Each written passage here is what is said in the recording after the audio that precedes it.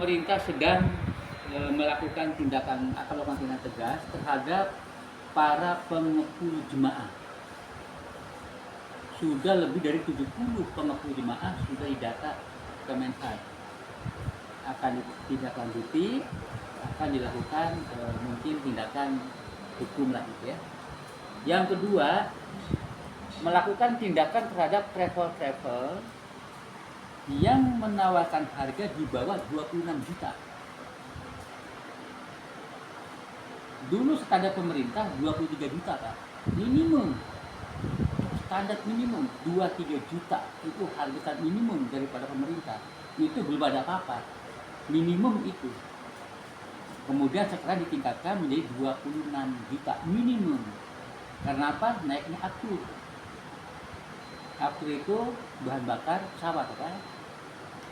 Itu naiknya luar biasa karena faktor geopolitik sehingga memaksa beberapa maskapai baru bisa membuka harga itu di bulan September.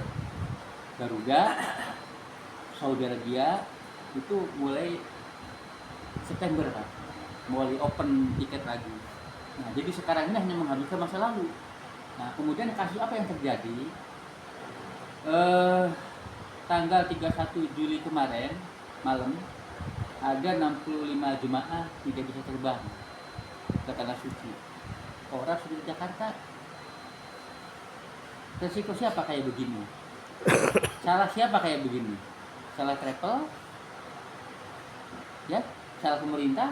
Ada salah siapa? Nah, ini kompleks Pak. Kita sangat sulit mencari titik kesalahan siapa gitu. Karena kenyataannya banyak yang terjadi Pak, dan tidak sedikit. Yang pertama, ketika aftur naik, sementara harga sudah dipatok harga sebelumnya, misalkan harga 28 atau 30 gitu ya, aftur naiknya 80%. Travel mau nggak membiayai kekurangan naik travel? Bisa nggak ke jemaah bicara, Pak, gimana ya kenaikan biaya? Bisa nggak? Nggak mungkin juga kan? Sudah kontrak masalahnya. Gitu Pak ya, ini yang harus dipahami semua pihak nih. Akibatnya apa? Ada travel yang membatalkan keberangkatan, ada travel yang mengembalikan dana kalau misalnya jemaah tidak mau nambah dana. Tapi ada juga yang lain, karena ini kebijakan Saudi, contoh yang tanggal 31 jemaah 65 sudah sampai ke bandara, visanya tidak turun-turun Pak. Akhirnya apa? Pesawat harus terbang, bisa belum ada, akhirnya ditinggal jemaah kan oleh pesawat, gagal berangkat.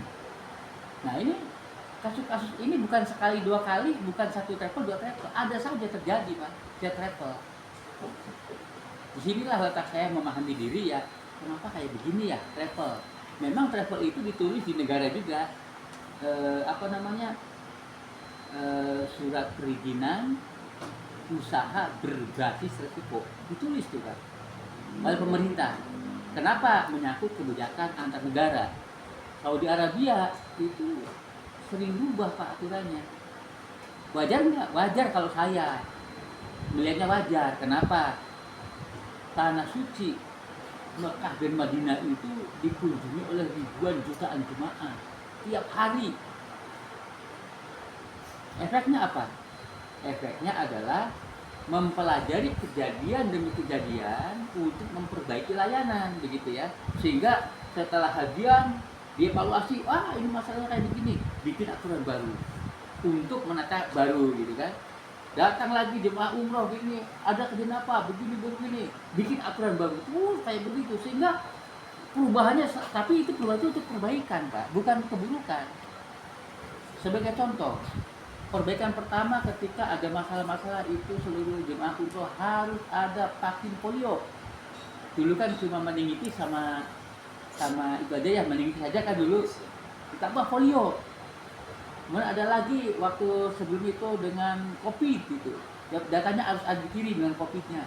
Nah, tapi dua yang paling penting. Nah, kemudian berubah lagi itu karena kondisi Pak, kondisi Saudi Arabia, dan kita harus ikutin. Informasinya itu kadang-kadang mendadak juga, mungkin seminggu sebelum berangkat, mungkin apa gitu, tiap bulan nggak rutin kayak. Tapi semua itu tergantung dari travelnya.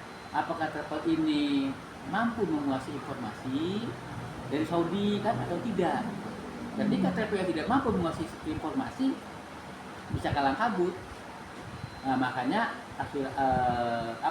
travel ini harus memiliki sebuah atau ada dalam badan atau organisasi dengan asosiasi, harus ada, karena sumber informasi yang terdekat adalah asosiasi. Contoh Kemenhad itu ke asosiasi turun ke travel gitu ya. Jadi ketika kita berada di asosiasi, insya Allah informasi lebih segar terus itu, bersih baru terus. Nah, lalu bagaimana hubungannya dengan saya asosiasi? Itulah utama salah satu pengurus di asosiasi. Jadi alhamdulillah gitu, saya pegang di marketing, departemen marketing sama IT ya. Jadi lebih cepat informasi itu masuk gitu. Jadi ini yang akan saya sampaikan kepada teman-teman semua, kita berada di situ tidak salah. Pertama ada di asosiasi ya, jadi pertama. Yang kedua, sistem kita sudah digitalisasi. Sebelum orang lain ya, sebelum travel lain, kita duluan itu yang harus menjadi contoh gitu. Jangan saya membangun yang lain, kita belum kan cilaka. Kita dulu ya kita rapiin gitu ya. Nah, itu. Jadi tadi terkait masalah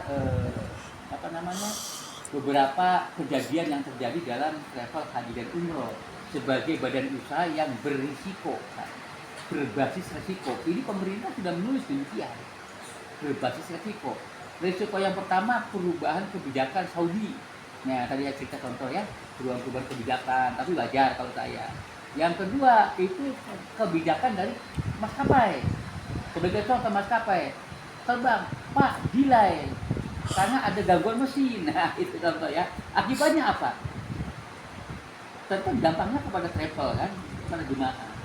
Jadi itu banyak faktor. Nah, jadi dari mulai itu. Kemudian apa? Misalkan LE-nya yang di Saudinya, itu kita LE itu Pak, kita kontrak kerja, model fitur tidak kontrak sampai tahun besok terakhir dengan LE yang ada di Saudi Arabia untuk menangani jemaah-jemaah yang datang dari fitur. Bisa jadi bisnya bermasalah pada waktu yang dibutuhkan kan, gue nyari bis di sana, akhirnya kita jemaah sudah nyampe ke Jeddah, nunggu bis dulu itu bisa ada problem, itu terjadi Pak kayak gitu-gitu. Terus yang apalagi standar kita adalah ketika jemaah sudah sampai bandara nih di Soekarno Hatta harus ada nasi ya, nasi box. Kemudian ketika sudah sampai Jeddah ada nasi box gitu. Itu SOP kita nih. Kenyataannya nih kadang-kadang itu nasi box nggak datang juga, terlambat oleh suatu proses itu ya. Jadi masa itu ada saja yang lancar, ada yang lancar tiba-tiba lancar gitu, nggak ada gangguan apapun.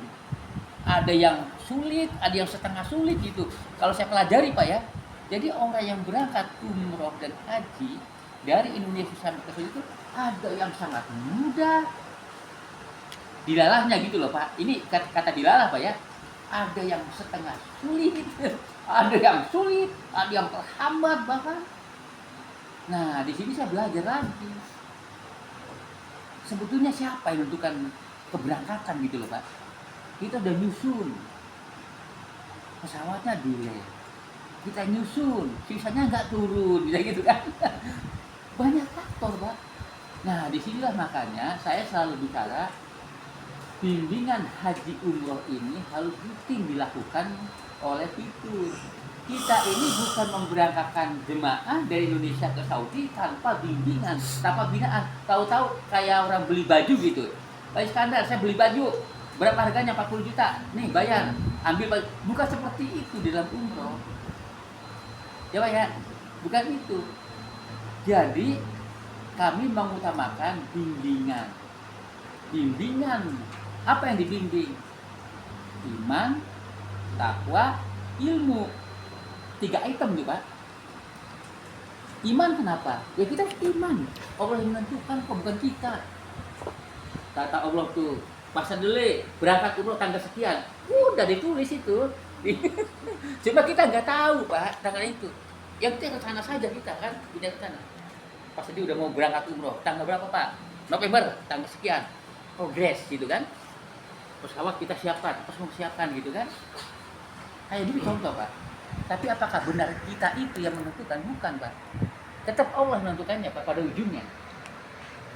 Dari tanggal 20 Juli pindah ke tanggal 5 Juli, pindah ke tanggal 4 Juli. Itu kita sudah rencana dari tanggal dulu, kenapa berubah-ubah tanggalnya. Nah, itu jadi ada cara. Ada cara Allah memberikan keputusan kapan berangkat gitu. Ada cara. Contoh caranya nih Pak, ini caranya nih, cara Allah nih, bukan cara kita. Progres tanggal 20 berangkat pesawat Lion. Misalnya gitu Pak ya. Kemarin nih Juli kan. Tiba-tiba Pak mau nggak diganti tanggal 5. Kenapa tanggal 5? Tanggal 5 pesawatnya masih banyak yang kosong. Kalau Bapak nambah masih bisa. Bila aja ada nambah jemaah kan. Wasilahnya nambah jemaah. Tetapi jemaahnya pada waktu hari hanya bayar nggak bisa bayar. Kelabakan. Kan? Akhirnya apa? Pak, jangan tanggal 5, tanggal 4 aja katanya. Kenapa tanggal 4? Ini masih bisa nih tiketnya.